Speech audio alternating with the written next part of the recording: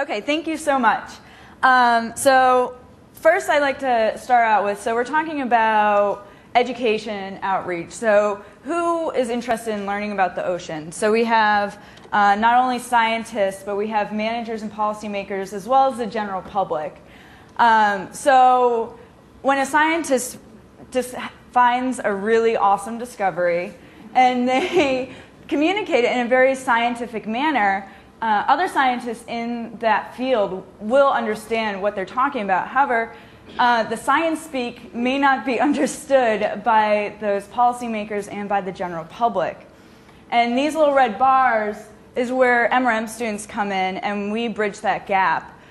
Me personally, I come in right here, and I bridge that gap between the scientists and the general public so that the general public understands what exactly is going on. So in my talk today, I'm going to talk about the science group that I've been working with for my master's project, as well as what my master's project was and the education that I did. So first of all, a brief introduction to what ocean observing systems are. A lot of folks here in CEOAS work with ocean observing systems, and if you go to the open house later, you'll be able to see the gliders, satellite displays, and moorings, and all that. But there's two major organizations that oversee ocean observing efforts in the country. NOAA has the Integrated Ocean Observing System, which is more, they collect data for managerial use, and NSF's Ocean Observing Initiative collects more for science use. And if you have questions about OOI, you can talk to Tim Coles later. So the science group that I'm working with is Wet Labs, and they're located just down the street in Philomath, and they're dedicated to developing and manufacturing instruments that are used in ocean observing platforms. And they have a really strong connection to CEOAS, and it's a lot. I know a lot of Wet Labs folks are out in the audience, but a lot of their research staff have been students, staff, or faculty in CEOAS. So there's a very strong connection there. And they're interested in, they build their instruments to understand the water quality and biogeochemistry underwater in specifically marine systems. So in this case study, one instrument that I worked with and that they helped develop is called the Land Ocean Biogeochemical Observatory, or LOBO, which this is the entire package, and this is a graphic of it as it would be dock deployed. And it collects data hourly, and these are some of the variables that it collects. And the water quality monitor on it was developed by Wet Labs and Seabird, which collects salinity, temperature, I think chlorophyll is on there as well. And Sedlanic developed the nitrate sensor, and Wet Labs also developed a sensor on there that collects data about the colored dissolved organic matter, CDOM. And these are located all around North America, as you can see here. But the work that I did is I focused on the LOBO system that's deployed here in Oregon, right here in Yaquina Bay. So to give you, my work focuses on visual aids. So of course I made a visual aid of how their sensors work. So for those of you who understand ocean optics, this is a little bit of an example of what my work is, and for those of you who don't know what ocean optics is, this is a little background for you. So Wet Labs uses the light in the water to determine what is happening in the water, what is in the water. So the first step is we want to make the ocean a little bit more realistic, a little bit darker on the bottom and lighter at top. But if you zoom in, there's actually particles in the water, and there's also dissolved things in the water, but I'm not focusing on those. So these particulates in the water, when light goes in the water, a couple different things happen. So when the light goes through the water, it can go through the water, It can be absorbed by a particle. It can be scattered, or it can bounce off of a particle. Or it can be absorbed and then re-emitted as a different type of light, which is fluorescence. And then also, it's more complicated than just one thing happening. So a couple different things can happen. So what Wet Labs does is they take advantage of these different types of lights, and they develop sensors to first collect the light data to see what's happening down there. And once they've developed their instrument and they collect that light data, they apply some complex math algorithm that I have no idea what this means, but that's what it looks like. And then from this, they can determine what the particles and the characteristics of the water are that they're looking for. And like I said before, I just put particles here as an example, but they're also looking at some dissolved qualities as well.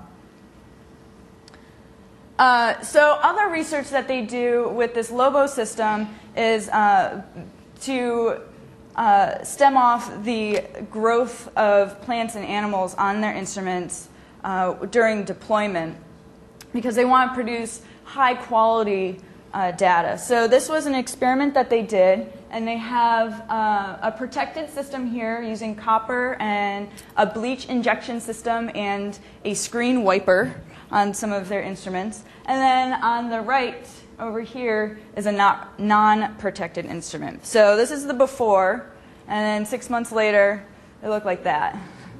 So you can't really see very well. I have a couple pictures in a second. But down here, you can actually still see the copper. And so these are other pictures of the before.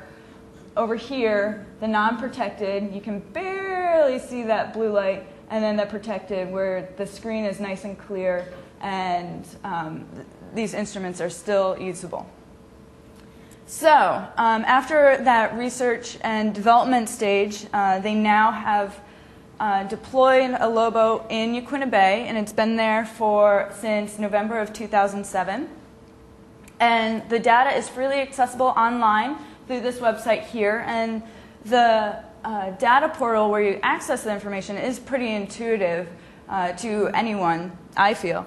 However, when you plot the data, and this is an example plot of all the archive salinity data, it may not be as intuitive to the general audience. Some of you out there may understand what this is telling you, but for the general public, it may just look like a red squiggle. And then you can also access the data as text here. So this is where I came in as a student.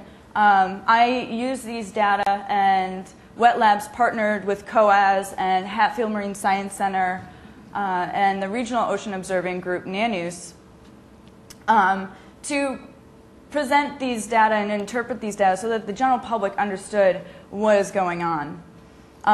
So what I did is I took those salinity data and I made an exhibit for the general public at Hatfield Marine Science Center at the Visitor Center. And it's a permanent exhibit. And one of the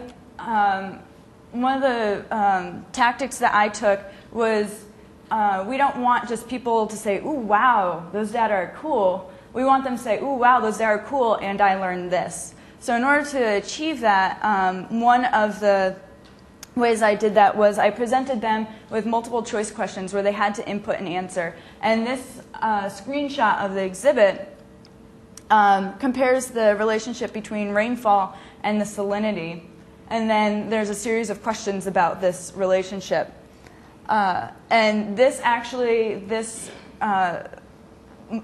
method of introducing the data worked very well, and we actually saw that learning was occurring. So our goal of people saying, "Oh wow, this is cool," and I learned this, was achieved using this method.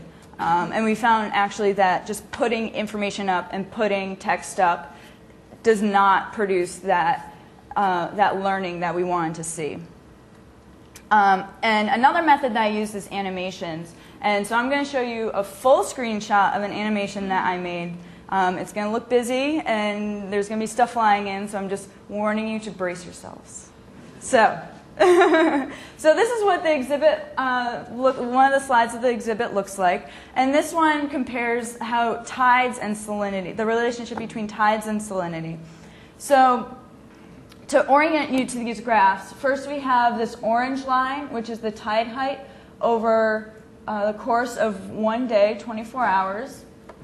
We have this blue dotted line on both of the graphs, which is the water level. And we're going to have a red bar, a vertical bar moving across, indicating the time of day. And on the top graph, this blue box is going to come in and out, showing which way the water is moving in the bay. And down here, a salinity graph will be revealed as time moves on. And this perspective is if you were sitting in the middle of the bay on the water and looking at one of the banks. So this is what the resulting animation looks like. And this was actually a lot of people, a lot of visitors really not only enjoyed watching this, but it stimulated a lot of conversation in visitors as well.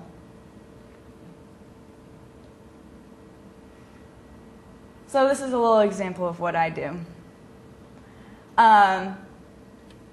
And so future work with the exhibit, so I did the salinity, so that's checked off. And so future work includes putting the salinity module online, as well as including other variables to present a greater fleshed out story for the visitors at the visitor center.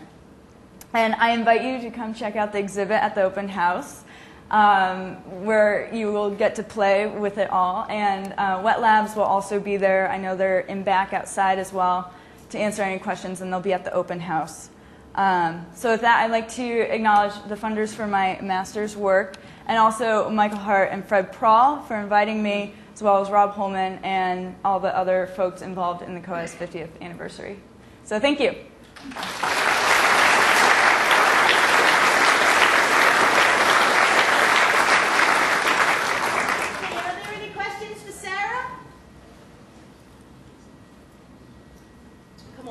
Oh. Come on. We're in education, people. There we go. Who is your, you have a compatriot here who's dealing with policymakers and the other aspect of the public? Yeah, so the question was if I have any compatriots here that interact with the policymakers and other aspects of the public. And there are a number of MRM students in the audience. Heather Reef is down here, and she works with folks that are implementing the marine reserve and the marine reserves, and she's been working with a lot of scientists and managers on that aspect. I know Heather Barron is also in the audience, and she can tell you more about what she does as well. And I'm trying to scan and see if any other students are around. And I know that there's also MRM alumni around as well. Did that answer your question? Yes? Anything else? Yeah? Permanent exhibits via internet to the general public, i.e. put this on the internet and go forward on a regular basis? So the question was if I plan on putting the exhibit on the internet, and that is one of the goals for the summer, is to get it online so that not only people at the visitor center in Newport will be able to access it, but we had actually a visitor at the center that wrote a comment card, and she wanted it online because she's from Scotland and she wanted to use it with her students in Scotland. So this exhibit is very unique. It's the first of its kind. Usually people just present the real-time data as is and they don't interpret it. So a lot of people are very interested in this work. Perhaps you think about multiple languages. And, Gustavo, you can help me out with that and putting it in multiple languages. Thank you.